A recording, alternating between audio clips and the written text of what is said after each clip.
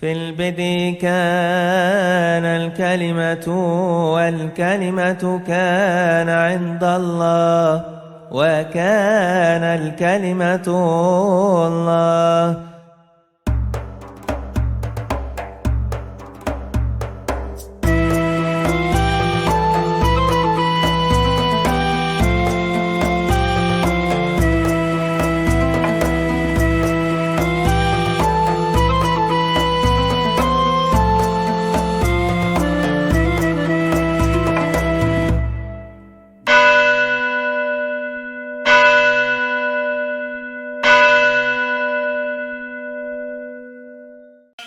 Gereja-gereja timur merayakan Natal di Bethlehem pada tanggal 7 Januari.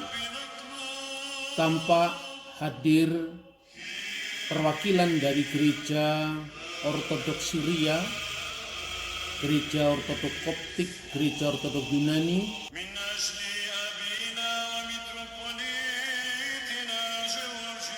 Metropolit Uskup Mar Dionysius Isagurbus dari Keuskupan Syria Ortodoks,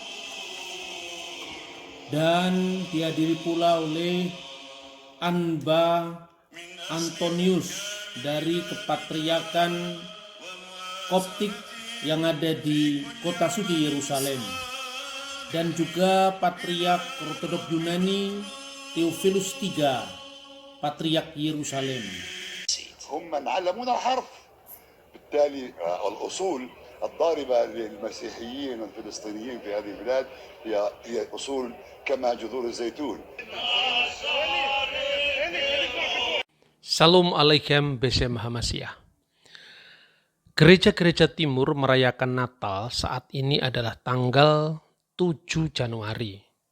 Berbeda dengan gereja barat yang merayakannya tanggal 25 Desember. Perbedaan tanggal perayaan itu telah membuat banyak orang mengembangkan opini yang salah. Seolah-olah tidak ada kepastian penanggalan Natal dari semula. Harus dicatat bahwa pada awalnya gereja-gereja di seluruh dunia setelah ditetapkannya Didaskalia Apostolorum di Alexandria tahun 189 Masehi, maka seluruh gereja merayakan Natal tanggal 25 bulan Ibrani Kislev atau bulan ke-9 yang bertepatan dengan tanggal 29 bulan Mesir keempat, yaitu bulan Kiyah. Ini penetapan dokumen awalnya. Karena gereja itu tersebar di seluruh dunia, secara otomatis menjawab amanat Kristus bahwa Injil harus disampaikan kepada pantata etni, kepada segala suku-suku bangsa, maka kompleksitas budaya ini termasuk pada sistem kalendernya. Maka pada saat yang bersamaan di timur dan di barat, gereja-gereja mulai menyesuaikan penanggalan itu dan menyesuaikannya menurut kalender yang dipakai di masing-masing gereja. Makanya Hippolytus dari Roma, kemudian Julius Africanus menyebutnya 8 hari sebelum Januari atau 25 Desember. Nah, saudara-saudara, ada pula yang begitu skeptis dengan penanggalan Natal ini dan mengajukan informasi bahwa seolah-olah pada masa gereja kuno itu ada banyak versi tentang Natal. Misalnya, ada yang menyebut bahwa Clement dari Alexandria itu merayakan Natal pada tanggal 18 November. Lalu ada pula yang mengatakan tanggal 19 April. Ada yang mengatakan tanggal 6 Januari dan sebagainya dan sebagainya. Tetapi yang mau kita pelajari sekarang, bagaimana dokumen-dokumen primer itu langsung kita baca untuk mengkonfirmasikan berbagai macam pendapat yang beredar. Tapi sebelum masuk dalam pembahasan itu, saya ingin menyampaikan bagaimana hubungan Clement dari Alexandria dengan Patriark Demetrius, bagaimana hubungan Patriark Demetrius yang pada zamannya Natal itu dikanonkan dengan Julius Africanus dan sebagainya. Selama ini kita hanya membaca sumber-sumber sejarah yang sekunder, bahkan tersier, katanya dari katanya, kutipan dari kutipan, bukan pada kutipan langsung pada sumber primernya. Maka kita perlu melihat dari data primernya. Yang pertama-tama, siapakah Patriark Demetrius al-Awal atau Patriark Dimitri pertama? Dia adalah Patriark Alexandria yang mulai melayani gereja dan meneruskan takhta suci Rasul Markus yang ke-11. Dan banyak catatan dari Bapak Gereja yang sejaman atau penulis yang sejaman yang mengkonfirmasikan apa dan bagaimana Patriark Demetrius dari Alexandria. Yang pertama kita bisa membaca Julius Africanus yang waktu itu mengunjungi kota Alexandria pada masa Patriark Demetrius. Dan Julius Africanus itulah orang yang mengatakan tentang sang Patriark bahwa Patriark Demetrius adalah Patriark ke-11 dari takhta suci Rasul Markus di Alexandria, dan dia mengawali kepatriarkannya pada tahun ke-10 pemerintahan Kaisar Commodus. Kemudian saudara-saudara, Julius Africanus yang meninggal tahun 230 ini, di dalam bukunya yang berjudul Chronographia mengatakan, Yesus dilahirkan pada tanggal 25 Desember di Bethlehem pada tahun keempat dari pemerintahan Agustus sebagai kaisar untuk seluruh wilayah Roma, dan pada masa Konsul Gulpicius sebagaimana yang dilaporkan dalam sumber-sumber sejarah yang akurat. Kemudian saudara-saudara, ada informasi lain dari Santo Hieronymus atau Hierom. Beliau adalah seorang penerjemah dari Alkitab bahasa Latin yang dikenal dengan Biblia Sacra Vulgata dan tinggal lebih dari 25 tahun di kota Bethlehem. Dia mengatakan bahwa Demetrius I mengutus Panthenus ke India dan Clement ditunjuk sebagai pengganti memimpin sekolah teologi di Alexandria hingga tahun 203. Jadi lewat informasi ini kenapa penting?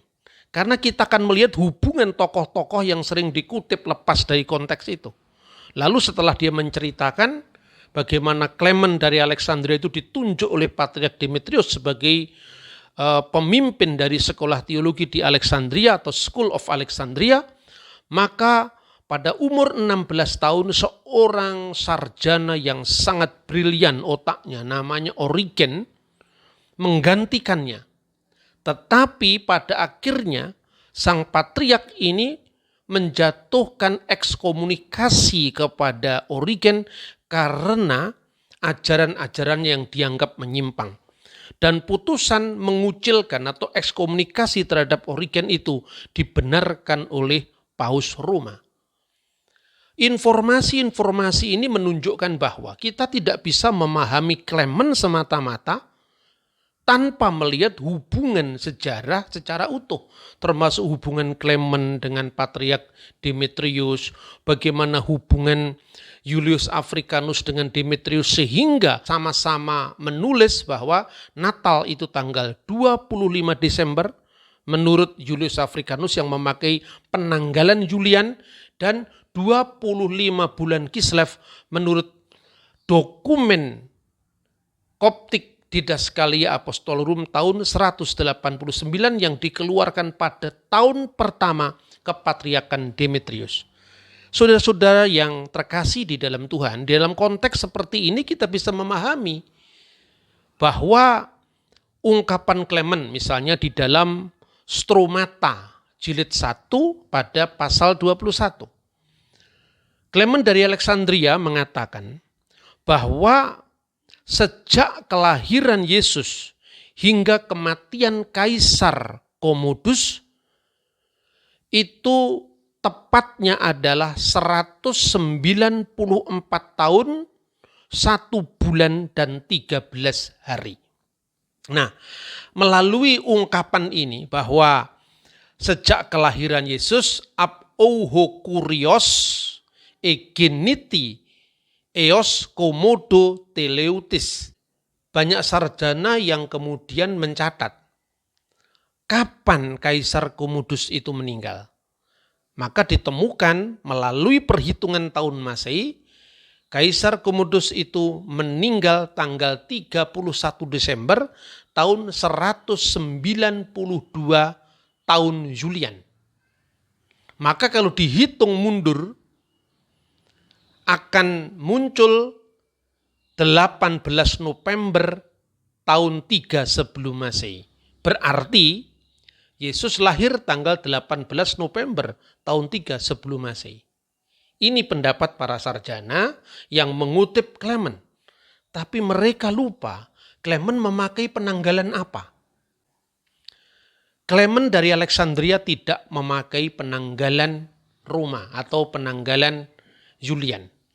Itu tampak dari seluruh bukunya mencatat bahwa Basilides, seorang pemimpin bidat, antara tahun 117 sampai meninggal tahun 138,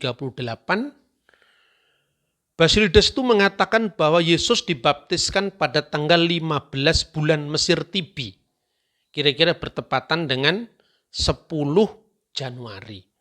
Lalu ada orang lain lagi yang tidak hanya menghitung tahunnya, tetapi juga sampai menghitung hari dan bulannya.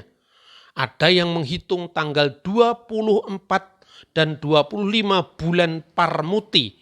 Bulan Parmuti itu adalah bulan Koptik yang bertepatan dengan tanggal 19 atau tanggal 28 April. Perhatikan, di sini Clement tidak sedang bicara tentang pendapatnya sendiri, tetapi dia sedang bicara tentang pendapat Basilides tentang pembaptisan Yesus, yaitu tanggal 15 bulan Tibi, atau pendapat orang lain lagi pada zamannya yang menghitung Natal itu jatuh di tanggal 24 atau 25 bulan Parmuti yang bertepatan dengan tanggal 19 atau 20 April. Tapi bagaimana pendapat dari Clement sendiri? Pertama-tama harus disebutkan bahwa Clement memakai penanggalan Mesir, makanya dia menyebut bulan Tibi, bulan Parmuti. Nah, bulan Mesir itu hanya terdiri dari 30 hari dalam setiap bulan, dan itu tepat setiap tahun itu 364 hari. Karena kalender ini didasarkan atas peredaran bintang Sirius. Jadi ada sistem kalender Samsiah matahari, seperti pada zaman Yesus digunakan kalender Julian misalnya, atau kalender Makedonian. Ada juga kalender Komariah yang dipadu dengan kalender Samsiah, misalnya kalender Yahudi. Tetapi juga ada kalender Kawakibiah, kalender Mesir, yang memakai peredaran bintang Sirius.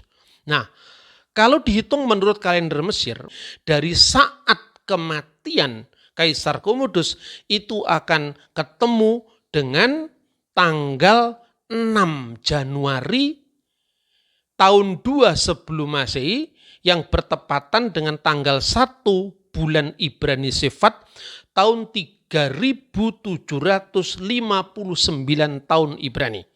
Jadi inilah pendapatnya dari Clement Alexandria. Yesus dilahirkan tanggal 6 Januari. Pertanyaannya sekarang, bukankah ini berbeda dengan 25 Desember? Nanti dulu.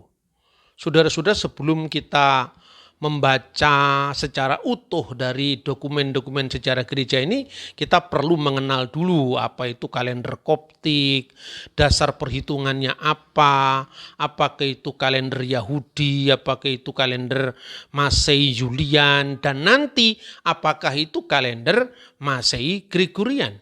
Bulan-bulan Koptik itu terdiri dari 12 bulan, sama dengan tahun Masehi, sama dengan tahun Ibrani, yaitu diawali dari bulan Parmuti, lalu Bashan atau Pason, Pauni, Epip, Mesore, Tut, Paupi, Hatir, Kiyak, Tibi, Mekhir, dan Parmenot. Itu sejajar. Parmuti itu Nisan, Pasan itu Iyar, bulan Ibrani, Pauni itu Sivan, Epip itu Tamus, Mesore itu bulan Ab, Tut itu bulan Elul, Paupi itu identik dengan Tisri, Hatir itu identik dengan bulan Markeswan, Kiyah itu identik bulan Kislev, Tibi identik dengan bulan Tebet, Mekhir identik dengan bulan Sefat, dan Parmenot itu identik dengan bulan Adar. Dari situlah kita bisa memahami misalnya pasal 18 Koptik Didaskalia Apostolorum itu dikatakan, saudara-saudara, tetapkanlah dalam perayaan kelahiran Tuhan Yesus pada tanggal 25 bulan ke-9 Ibrani yang bertepatan dengan tanggal 29 bulan Mesir keempat. Jadi ini dokumen aslinya yang pertama kali, dan melihat sosok dari Pope Demetrius pertama. Memang ini pastilah seorang yang paling memiliki andil besar di dalam penetapan kalender-kalender gerejawi. Karena apa? Saudara bisa melihat dokumen-dokumen pada konsili-konsili gereja. Pada tahun 325 ini Patriark Demetrius sudah meninggal. Tetapi melalui seorang yang bernama Nikolas dari Mira, beliau menetapkan bahwa perayaan Paskah itu harus diperingati pada hari Minggu, terlepas dari sesuai atau tidaknya dengan bulan purnama. Karena Paskah Kristen bukan lagi Paskah Yahudi yang didasarkan atas keluaran dari tanah Mesir, tapi Paskah Kristen adalah Paskah kebangkitan Yesus yang terjadi hari pertama minggu itu. Dan sebelum tahun 325, memang perayaan Paskah itu masih menjadi masalah. Seorang bapak gereja yang bernama Polikarpus dari Smyrna pernah dipanggil Paus Roma untuk menyelesaikan konflik tentang jatuhnya Paskah. Dan ada seorang Paus Roma yang bernama Telesporus, ya. Tahun 126 beliau sudah merayakan misa malam Natal 24 Desember. Banyak orang mengatakan kita jangan percaya dengan Liber Pontificalis karena itu diterbitkan pada abad ke-15. Nah, ungkapan-ungkapan seperti ini tampak kalau dia tidak mengerti kait-mengait antara sejarah gereja. Yang satu dengan yang lain itu saling mendukung. Jadi sekalipun Liber Pontificalis itu diterbitkan pada abad ke-15, tetapi daftar para pemimpin gereja itu tercatat di dalam banyak dokumen yang tersebar di mana-mana.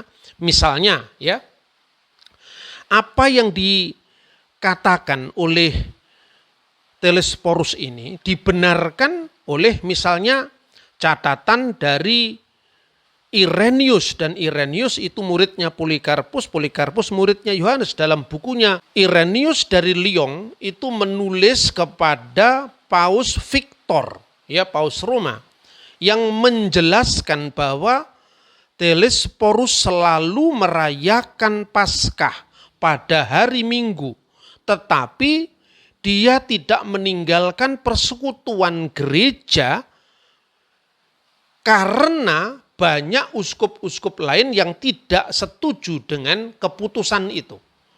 Jadi dapat dikatakan baik itu penanggalan Paskah dan kemudian juga Natal, itu ada banyak pendapat mula-mula betul, tetapi akhirnya setelah gereja menetapkan Apostolic Constitution atau Didaskalia Apostolorum, maka semua gereja taat kepada putusan ini, dan perayaan Paskah pada setiap hari Minggu itu keputusan konsili pertama gereja universal sebelum terjadinya skisma. Lah melalui pola pikir yang seperti ini saudara-saudara, maka kita bisa melacak satu demi satu. Pertama sekarang, hubungan yang tadi saya katakan kait-mengkait antara tokoh-tokoh yang kita kutip itu harus clear. Jadi misalnya ya, kalau dalam sejarah gereja itu gini, dalam sejarah gereja kuno itu begini. Sekalipun seorang uskup, sekalipun seorang abuna atau seorang presbiter, itu mula-mula punya pendapat. Tetapi begitu konsili sudah menetapkan, semua tunduk pada putusan konsili. Dan kehidupan para tokoh itu bisa dilacak dengan cukup detail. Misalnya di Roma, setelah Rasul Petrus penggantinya itu adalah Linus, setelah Linus adalah Anakletus, dan Anakletus itu yang pernah berurusan dengan Polikarpus muridnya Yohanes.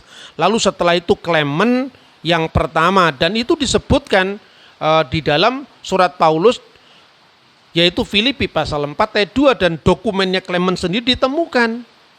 Terlepas daripada sekarang ini gereja ortodok dan gereja Katolik tidak bersepakat, tapi pada periode awal sejarah gereja itu sama. Begitu juga misalnya Alexandria, mulai dari Rasul Markus digantikan oleh Anianus, digantikan lagi oleh Avilius, digantikan lagi Kedron, Primus Justus, sampai penggantinya yang ke-11 adalah Demetrius antara tahun 189 sampai tahun 252. Antioquia misalnya dari Rasul Petrus kemudian Evodius. Rasul Petrus itu mulai tahun 44 di Antioquia. Dan itu jelas sekali dalam Alkitab memang disebutkan Petrus, Paulus pernah ke Antioquia. Dan ketika Galatia pasal 2 itu menyelesaikan tentang persengketaan antara orang-orang Kristen yang bersunat dan yang tidak bersunat. Karena itu Rasul Petrus menetapkan dua pemimpin kembar, Evodius untuk melayani mereka-mereka anggota jamaah yang bukan berasal dari Yahudi, dan juniornya yaitu Ignatius dari Antioquia yang melayani untuk anggota jemaat yang berlatar belakang Yahudi. Dalam kepemimpinan Ignatius yang meninggal tahun 107 inilah kita mengenal pertama kali ungkapan gereja yang Katolik dan Apostolik atau gereja yang rasuli dan am, gereja yang kudus, rasuli dan am. Ini munculnya pada masa Ignatius, dan ketika kita sudah mengatakan gereja yang kudus dan am, maka putusan-putusan gereja itu mengikat pada semua orang. Nah itu cara pikir gereja kuno, jadi bukan model gaya pikir gereja modern atau gereja bebas. Ini ternyata Basilides mengatakan begini, Basilides itu siapa, dia bidat. Kemudian Clement mengatakan bahwa 194 tahun, 1 tahun 13 hari dari kelahiran Yesus sampai Kaisar Komodus itu jatuh pada tanggal 18 November, itu harus dicek dulu kalender mana yang dipakai. Sedangkan Clement ketika bicara tentang Basilides merayakan baptisan Yesus, dia pakai kalender Mesir. Ketika bicara ada pendapat-pendapat lain tentang Natal, pakai kalender Mesir yaitu Parmuti misalnya. Tanggal 25 bulan Parmuti yang bertepatan dengan 20 April tadi. Tetapi ingat, siapakah Clement? Clement ini yang ditunjuk oleh Patriark Demetrius yang menetapkan kanonisasi Natal tanggal 25 bulan Ibrani ke-9 dan tanggal 29 bulan Mesir ke-4 itu, yang mengutus Clement menjadi kepala dari sekolah teologi di Alexandria. Jadi secara otoritas begitu sang patriark itu menetapkan Natal, maka seluruh imam-imam gereja termasuk Clement itu tunduk pada tanggal 29 bulan Ibrani Kislev yang bertepatan dengan 25 Desember tadi. Itu yang pertama. Yang kedua, ungkapan Clement bahwa kalau dihitung-hitung 194 tahun 1 bulan 13 hari sejak kelahiran Yesus sampai kepada matinya Kaisar Komodus itu bertepatan dengan tanggal 6 Januari Ini harus dilihat. Apakah 6 Januari ini benar-benar pernah dirayakan sebagai Natal? Ataukah itu hanya hitung-hitungan dari Clement? Nah, ternyata begini saudara-saudara. Dari pertama tanggal 6 Januari itu dikaitkan dengan Epifania. Nah, definisi tentang Epifania ini yang masih berbeda-beda. Di Barat misalnya sampai hari ini gereja Barat yang namanya Epifania itu dikaitkan dengan kedatangan orang Majus. Padahal kalau kita baca Alkitab orang Majus itu datang ketika Yesus tidak bayi lagi. Umur 2 tahun ke bawah menurut Injil kan. Nah sedangkan di gereja Timur Epifania itu dikaitkan dengan pembaptisan Yesus. Karena apa? Kata Epifania itu yang disebut penampakan Tuhan itu sebetulnya berkaitan dengan 1 Timotius pasal 3 ayat 16. Dia yang menyatakan dirinya dalam rupa manusia. Ya, itu kemudian oleh Epifanius dalam bukunya Panarion dia mengatakan bahwa hari Epifani adalah hari kelahirannya dalam daging. Dia menulis itu dalam bukunya Panarion. Hi emera ton epipanion hi estin imeratis auto kata saksa genesios. Jadi Epifani itu sama dengan kelahiran. Ini yang belum clear definisi itu.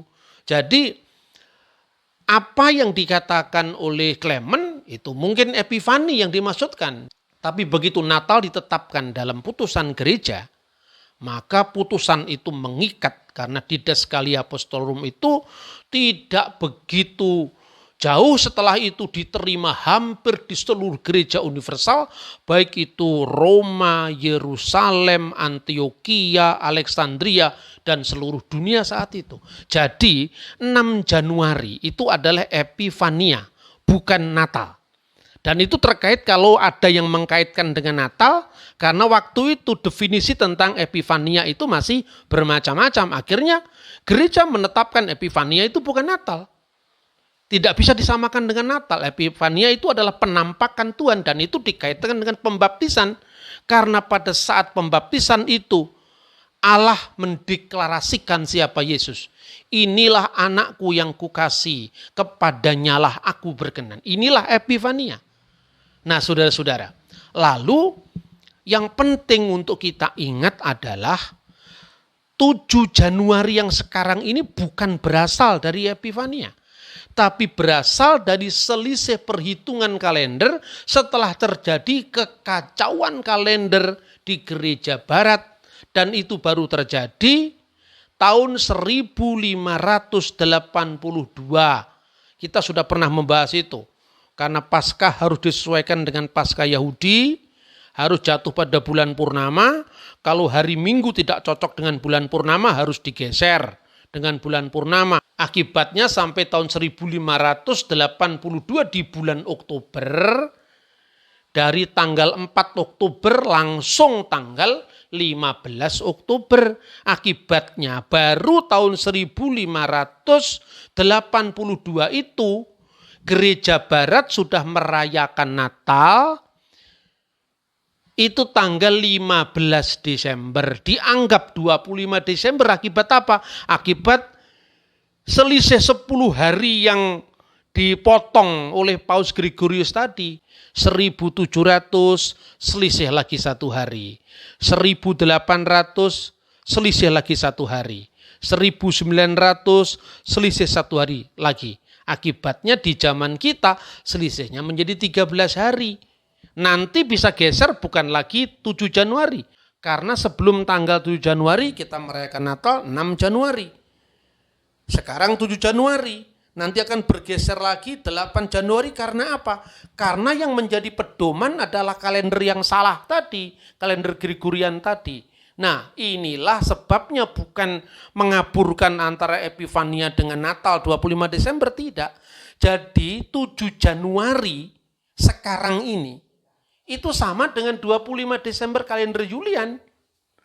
Jadi perbedaannya bukan pada awal penetapan kalender Natal, tetapi perbedaannya baru terjadi setelah bulan Desember tahun 1582 ketika waktu itu Paus Gregorius memotong bulan Oktober 10 hari dari tanggal 4 langsung tanggal 15. Semoga silang saling pendapat tentang Natal itu segera usai dengan saya beberkan sumber-sumber kuno ini. Dan silakan yang memperingati Natal menurut kalender Barat 25 Desember, silakan yang memperingati Natal tanggal 7 Januari yang tidak lain ada 25 Desember tahun Julian, ya silakan, tidak apa-apa. Gereja toh saling memahami, tetapi jangan menyebarkan cerita-cerita bohong atau opini-opini yang tidak terbukti tentang dewa matahari yang tak terkalahkan. Itu semua salah itu.